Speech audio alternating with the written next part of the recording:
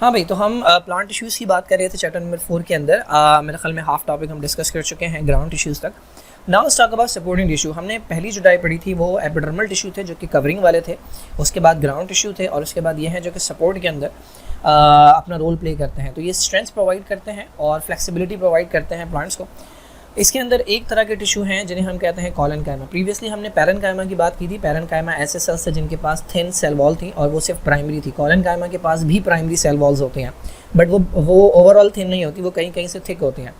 ये कहाँ कहाँ पाए जाते हैं? तो ये कॉर्टेक्स के अंदर पाए जाते हैं। कॉर्टेक्स क्या है भाई? जब आप किसी भी सेक्शन को देखते हैं, फॉर एग्जांपल ये आपके पास स्टेम है, इसे आप काट के देखेंगे तो जो आउटर लेयर नज़र आती है वो वही है जो कवरिंग बनाती है, जो कि एपिडर्मल सेल की थी। उसके बाद की मल्टीपल लेयर्स जो होती हैं वो कॉर्टेक्स की होती हैं। तो कॉर्टेक्स के अंदर आपको कॉलनकाइमा मिल जाते हैं जो कि बीनीथ दी एपिडर्मिस है, तो ये यंग स्टेम के अंदर मिल जाएंगे। इसके अलावा मिडरिब के अंदर, किसी भी लीफ के अंदर अगर आप देखते हैं तो बीच में एक बड़ी सी वेन जारी होती है, तो इसको हम मिडरिब का नाम देते हैं। तो मिडरिब जो लीव्स के अंदर पाई जाती है, ठीक है। इसके अलावा जो फ्लावर के पेटल्स होते हैं उसके अंदर भी जो है हमारे पास कॉलनकाइमा टिश्यूज़ मिल जाते हैं। ये थोड़े से एलोंगेटेड सेल्स होते हैं। हमने पैरेन्काइमा में देखा था कि वो सर्कुलर से स्फेरिकल से सेल थे जिनके जो वो एंड्स थे जहाँ पर वो मिलते थे एक दूसरे सेल के साथ, वो फ्लैट होते थे। ये हमारे पास थोड़े से एलोंगेटेड सेल्स होते हैं एज़ कम्पेयर टू पैरेन्काइमा।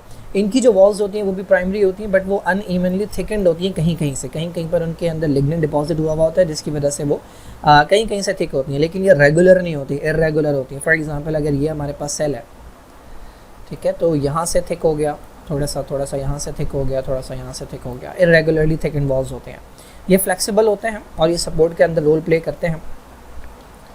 ये हमारे पास जो सेल्स हैं ये कॉलनकाइमा के सेल्स हैं जो मिलकर जो है पूरा टिश्यू बना रहे हैं। ये हमारे पास कॉलनकाइमा के सेल्स हैं, ठीक है। अच्छा, मोस्ट पैरेन्काइमा, वैसे तो हमारे पास पैरेन्काइमा परमानेंट के अंदर आते हैं, लेकिन पैरेन्काइमा के अंदर कुछ सेल्स ऐसे हैं जो कि दोबारा से डेवलप कर सकते हैं डिवीजन की एबिलिटी, और वो डिफ्रेंशिएट कर सकते हैं डिफरेंट टाइप ऑफ सेल्स। जब भी इंजरी होती है कोई प्लांट के अंदर तो कुछ पैरेन्काइमा सेल्स ऐसे हैं जो कि वापस से रिवर्ट हो सकते हैं, दोबारा से उसी सिचुएशन के अंदर जा सकते हैं। बट ये हर सेल के अंदर ऐसी एबिलिटी नहीं होती। परमानेंट टिश्यू यूजुअली वो होते हैं जो अपनी डिवीजन की एबिलिटी जो है वो लूज़ कर चुके होते हैं। जो थर्ड टाइप के टिश्यू है हमारे पास, these are known as sclerenchyma cells, sclerenchyma tissue. Sclerenchyma की सबसे बड़ी इंपॉर्टेंट बात यह है कि दे आर डेड।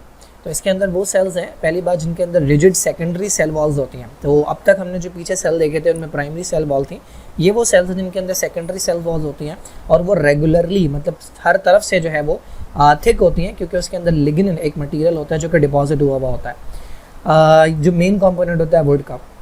स्क्लेरेन्काइमा जो है इलोंगेट नहीं कर सकते क्योंकि डेड है, तो डेड है, इसी वजह से इनकी सेल वॉल के अंदर इतना ज़्यादा लिग्निन डिपॉजिट कर दिया जाता है कि कई बार इनका जो वो होता है लुमेन होता है, यानी सेल के अंदर की जो स्पेस होती है। फॉर एग्जांपल ये हमारे पास सेल है और ठीक है, ये सेल वॉल है, ठीक है, और ये अंदर की स्पेस है। तो कई बार इनके अंदर इतना ज़्यादा, अगर मैं इसके अंदर मटेरियल जमा करना शुरू करूँ बहुत ज़्यादा लिग्निन, तो ये बढ़ता जाएगा, इधर से भी बढ़ता जाएगा, तो एक वक्त आएगा कि ये पूरा का पूरा फिल्ड हो जाएगा और इसके अंदर का स्पेस बाकी नहीं रहेगी। तो ये डेड सेल्स होते हैं, इसी वजह से इनके अंदर इतना ज़्यादा लिग्निन डिपॉजिट किया जाता है और ये सिर्फ सपोर्ट का जो है वो रोल प्ले करता है ना। इसके बाद हमारे पास जो फर्दर ब्रांच है परमानेंट की, वो है कंपाउंड या कॉम्प्लेक्स। कंपाउंड या कॉम्प्लेक्स के अंदर हमने बात की थी कि more than one type of cell जो है इसके अंदर पाए जाता है।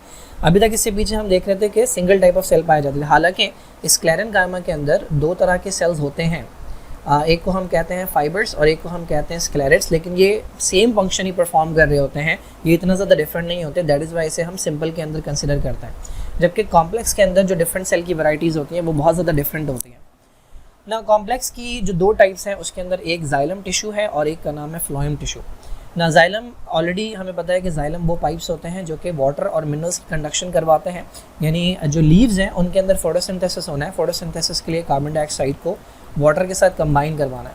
तो ये जो वाटर आ रहा है ये रूट से आ रहा है, तो रूट से एब्जॉर्ब करती हैं। उसके बाद स्टेम के अंदर जो है ये जाइलम मौजूद होते हैं जो कि ट्रांसपोर्ट का काम करते हैं वाटर और इसके साथ जो भी डिजॉल्व सब्सटेंसेस होते हैं रूट से लेकर एरियल पार्ट्स तक। अच्छा, जाइलम के अंदर भी जो टिश्यूज़ होते हैं उनके अंदर भी सेकेंडरी वॉल्स होती हैं, उन सेल्स के अंदर भी सेकेंडरी वॉल्स होती हैं जो कि जिसके अंदर लिग्निन डिपॉजिट हुआ होता है, जिसकी वजह से ये स्ट्रक्चर बहुत रिजिड होता है। तो ऐसा नहीं है कि पानी अगर यहाँ से जा रहा है तो ये जो है दीवारें जो है ये कोलैप्स हो जाए, या पानी अगर नहीं है तो इसके अंदर ये कोलैप्स हो जाए। ये हमेशा अपनी जगह पर रहती हैं क्योंकि ये वॉल्स जो हैं ये बहुत ज़्यादा थिक होती हैं और इनके अंदर लिग्निन डिपॉजिट हुआ होता है। तो जाइलम टिश्यू वाटर और मिनरल्स की ट्रांसपोर्ट के साथ साथ एक और फंक्शन प्रोवाइड करते हैं और वो है सपोर्ट। क्यों? क्योंकि वॉल्स थिक हैं और लिग्निन डिपॉजिट हुआ हुआ है। अब जाइलम एक टिश्यू है तो इसके अंदर डिफरेंट टाइप के सेल्स हैं। तो इसके अंदर दो मेन तरह के सेल्स होते हैं। ये कंपाउंड टिश्यू है तो इसके अंदर दो मेन टाइप के सेल्स होते हैं, एक को हम कहते हैं वेसल और एक को हम कहते हैं ट्रैकिएट्स। ना वेसल्स जो हैं ये सर्कुलर से सेल्स होते हैं, ठीक है, और इनकी जो एंड्स होते हैं उस पर वॉल्स नहीं होती, यहाँ पे दीवारें नहीं होती, बस इसके अंदर यहाँ पर पेनिट्रेशंस होती हैं, कुछ स्लिट्स होती हैं जिसके थ्रू पानी गुजर सकता है और एक सेल दूसरे सेल के ऊपर जो है वो इस तरह से कनेक्टेड होता है, एंड टू एंड कनेक्टेड होते हैं ये, ठीक है। तो वेसल्स जो हैं इनके अंदर थिक सेकेंडरी वॉल्स होती हैं, इनके पास सेल वॉल नहीं होती। कहाँ पर? एंड में, यानी यहाँ पर तो सेल वॉल होगी बट ये जो एंड है जहाँ से पानी गुजरना है यहाँ पर सेल वॉल्स नहीं होती, एक दूसरे से ज्वाइन हुए होते हैं। इस तरह के आपके घर में जो ग्लास है वो ऊपर से खुला हुआ है, नीचे से बंद है, नीचे से भी खोल दें, उसके नीचे एक और ग्लास रखें, उसके नीचे एक और ग्लास रखें, तो इस तरह से आपके पास एक कंटिन्यूस पाइप बन जाएगा। तो that pipe will be known as vessel. तो वेसल की ये डायग्राम आपको यहाँ पर मिल जाएगी। हाँ, ये जो हमारे पास है ये लॉन्गिट्यूडनल सेक्शन है। अब इसके अंदर अगर आप देखें तो यहाँ पर कहीं पर भी आपको एंड वॉल्स जो हैं वो नज़र नहीं आ रही, ठीक है। तो ये लॉन्गिट्यूडनल सेक्शन है, उसके बाद ये ट्रांसफर सेक्शन है। तो कहीं कहीं से यहाँ पे थिन वॉल्स हैं और बाकी जगह पर आपको थिक वॉल नज़र आ रही है। ये थिन वॉल जो है ये बड़ी इंपॉर्टेंट होती हैं। उसका रीज़न ये है कि एक पाइप ये है, एक पाइप इसके बराबर में है, ठीक है। तो कई बार ऐसा भी होता है कि इस पाइप से पानी निकल के इस पाइप में जाना होता है। एक तो पाइप में ऊपर नीचे नहीं, खैर ऊपर पानी मूव कर रहा है और कई बार साइड वे भी मूव करता है। तो साइड वे वहाँ से मूव कर सकता है जहाँ से वॉल थिन है। इन एरियाज़ को हम पिट्स का नाम देते हैं। तो ये पिट्स मौजूद होते हैं जो पानी को जो है वो इधर उधर से ट्रांसफ़र करवाता है। अच्छा, ये यहाँ पर लिखा हुआ है कि ये वो एरिया है कि जहाँ पर ये सेल ख़त्म हो रहा है, तो यहाँ पर वॉल्स जो है वो आपको नज़र नहीं आ रही, ठीक है। तो सेल जो है, सेल वॉल जो है यहाँ पर मौजूद नहीं है। तो इस तरह से बनते हैं हमारे पास जिन्हें हम कहते हैं वेसल्स। जो ट्रैकिएट्स होते हैं उनके सेल्स डिफरेंट तरह के होते हैं। ये थोड़े से इलोंगेटेड होते हैं, इनका डायमीटर कम होता है और इनकी जो वॉल्स होती हैं वो ऑब्लिक, ट्रांसवर्स ऑब्लिक वॉल होती हैं, यानी टेढ़ी होती हैं और यहाँ पर वॉल मौजूद होती है और ये इस तरह से आपस में कनेक्टेड होते हैं और इनके दरमियान यहाँ पे स्मॉल होल्स होते हैं जिन्हें हम पिट्स का नाम देते हैं, जिनके ज़रिए जो है वो पानी मूव करता है। तो दिस इज़ हाउ ट्रैकिएट्स जो हैं वो बने हुए होते हैं। तो इन दोनों से मिलकर जो है वो आपका जाइलम टिश्यू बनता है।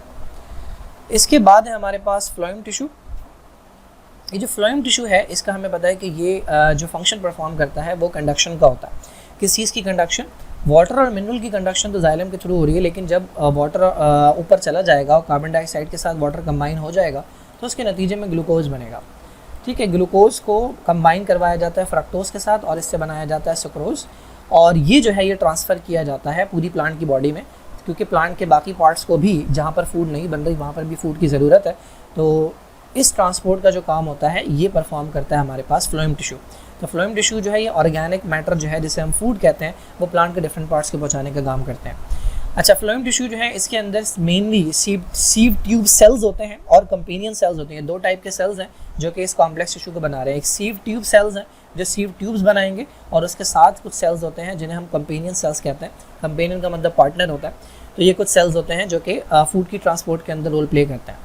सीव ट्यूब सेल्स जो हैं ये लॉन्ग होते हैं और इनके जो एंड है उनमें पोर्स मौजूद होते हैं जिसके थ्रू ये आपस में कनेक्टेड होते हैं। इन पोर्स को हम कहते हैं सीव प्लेट्स। तो ये प्लेट्स होती हैं जिसके थ्रू खाना जो है वो मूव करके जाता है in the form of solution. तो सीव ट्यूब का एक सेल जो है वो दूसरे सेल के साथ ज्वाइन करेगा और इस तरह से एक पूरी ट्यूब बनेगी। यहाँ पर अगर आप गौर करें तो ये जो आपको खाली एरिया नज़र आ रहा है ये पूरा एरिया जो है ये बेसिकली एक अदद सीव ट्यूब का सेल है। इसका ये एंड है यहाँ पे आपको नज़र आ रहा है छन्नी की तरह की एक बनी हुई प्लेट और यहाँ पर भी एक छन्नी की तरह की बनी हुई है जिसके थ्रू जो सोल्यूशन है वो मूव करेगा। इसको हम सीव प्लेट कहते हैं। ये पूरा सीव ट्यूब सेल है। इस तरह के बहुत सारे सेल्स आपस में कनेक्ट हो जाएंगे तो ये पूरी एक ट्यूब बनेगी। इसके साथ साथ ये जो सेल आपको नज़र आ रहा है this is known as a companion cell, ठीक है। ये रेगुलर सेल की तरह से है जबकि इसके अंदर इसमें आपको कहीं पर भी कोई न्यूक्लियस को साइटोप्लाज्म नज़र नहीं आ रहा because these are also dead sales.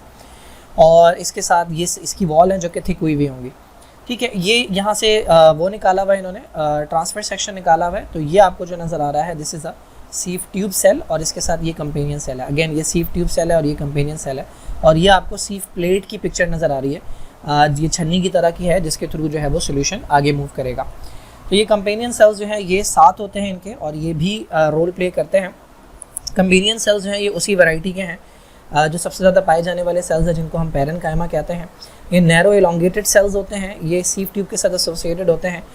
होता ये है कि ये जो कंपेनियन सेल है ये मीज़ोफिल के साथ, यानी वो सेल जो कि फूड बनाएगा उसके साथ लगे हुए होते हैं। तो फूड पहले कंपेनियन सेल में जाती है और फिर कंपेनियन सेल से जाती है सीव ट्यूब सेल के अंदर। ठीक है, कंडक्शन किस तरह से होती है भाई? पोर्स मौजूद होते हैं जिन्हें आप सीव प्लेट्स का नाम देते हैं। तो होता यह है कि इनके थ्रू जो है वो सीव ट्यूब कंडक्शन करवाती हैं फूड एंड मिनरल्स की। और ये जो सीव प्लेट्स हैं ये बहुत इंपॉर्टेंट होती हैं, ये प्रेशर मेंटेन करने के अंदर जो है वो रोल प्ले करते हैं। So this is it. ये हमारे पास कॉम्प्लेक्स टिश्यू थे जो कि परमानेंट वैरायटी के हैं। इनके अंदर भी एबिलिटी नहीं है कि ये डिवाइड कर सकें, इनका अपना एक प्रॉपर स्ट्रक्चर है और अपना एक प्रॉपर फंक्शन है। So this is it. यहाँ पर ये चैप्टर जो है वो ख़त्म होता है।